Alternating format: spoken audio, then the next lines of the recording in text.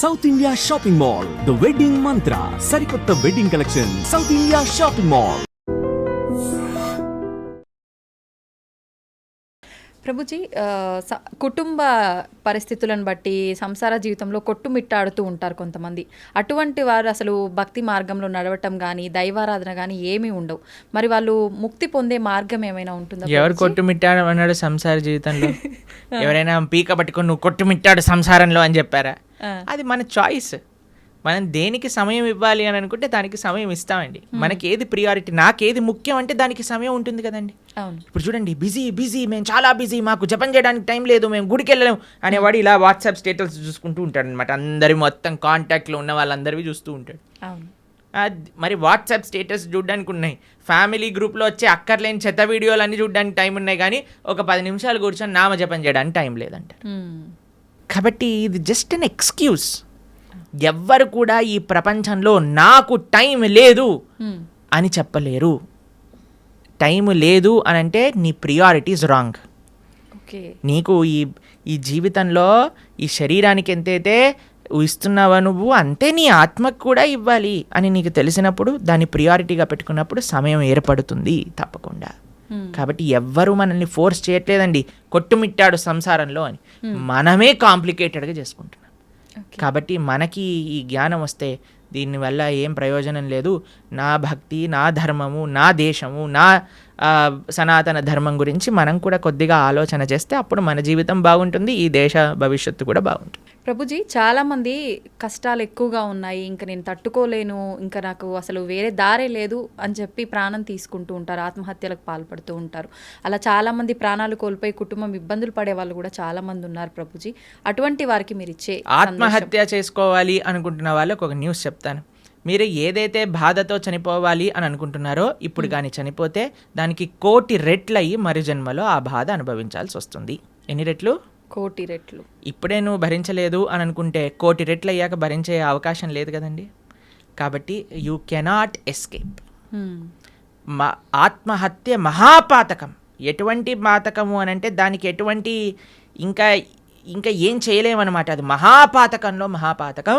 అటువంటి వాడు నరకంలో చాలా ఘోరమైన పరిస్థితులు అనుభవించాల్సి వస్తుంది. మరజన్మలో అయినప్పుడు 1,00,00,000,000 రెట్లు ఎక్కువ బాధ ఆ జీవుడికి అదే పరిస్థితిలో వస్తుంది అనమాట. కాబట్టి తస్మాత్ జాగ్రత్త.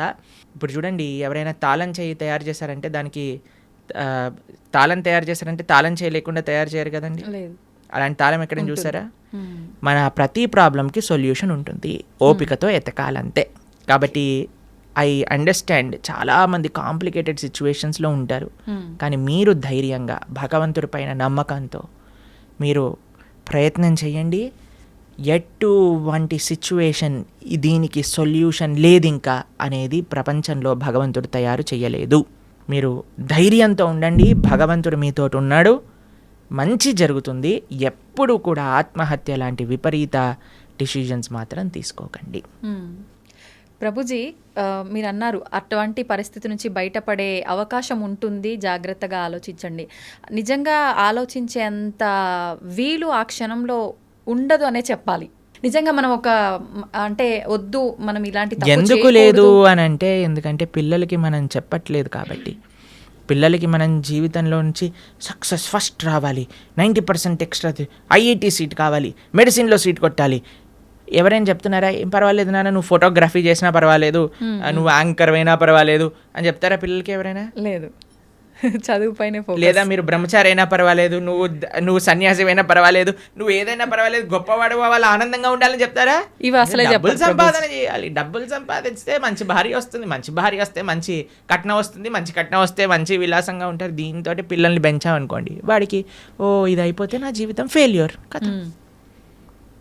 ఇవన్నీ మన సమాజాన్ని ఇచ్చే రాంగ్ ఎక్స్పోజర్స్, అక్కర్లేని చెత్త అంతా కూడా నెత్తిలో పెట్టుకోవటం వల్ల వచ్చే అనవసరమైన చెత్త ఆలోచనలు తప్ప ఇవన్నీ ఎవరికి. మీరు చూడండి, సూసైడ్ చేసుకునే వాళ్ళని మీరు కానీ చూసారనుకోండి, అనవసరమైన పిల్లలైతే అసలు అనవసరమైన విషయాలకి.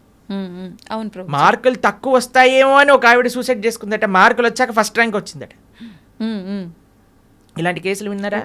లవ్ ఫెయిలియర్, అలాంటి లవ్ ఫెయిలియర్ వాళ్ళందరినీ నాకే అనిపిస్తుంది వీళ్ళు నిజంగా చచ్చిపోయే వాళ్ళని కాదు, వీళ్ళని నిజంగా తల్లిదండ్రులే బాగా గుణపాఠం నేర్పించాలని. చిన్న చిన్న పిల్లలండి, 10th క్లాస్ పిల్లలు, ఇంటర్మీడియట్ చదివే వాళ్ళు, ఇంజనీరింగ్ చేసేవాళ్ళు. వాళ్ళకి డబ్బులన్నీ ఎందుకు, పిల్లలకి ఎందుకు పంపిస్తున్నామండి? మనం ఏమన్నా లవ్వులలో ఉండమని పంపిస్తున్నారా, లేదా బాధ్యతాయుతంగా చదువుకొని ముందుకెళ్ళాలని పంపిస్తున్నారా?